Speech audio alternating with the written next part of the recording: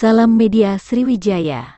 Kombes Polisi Heru Trisasono SIK MSI, Direktur Pembinaan Masyarakat Dirbinmas Polda Sumatera Selatan, Sumsel, diwakilkan Kasubdit Bintinsos Ditbinmas Polda Sumsel AKBP HM Syekh Kopek STSHMH menyambangi Hotel Excelten Palembang di Jalan Demang Lebar Daun Kecamatan Ilir Barat 1 Palembang. Kamis tanggal 24 November tahun 2022.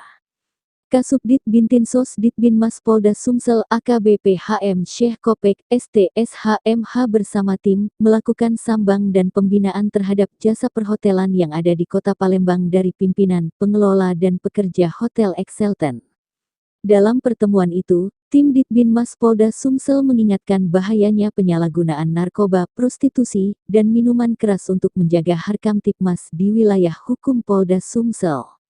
Sambang yang dilakukan oleh Ditbinmas Polda Sumsel terhadap jasa perhotelan yang ada di Kota Palembang.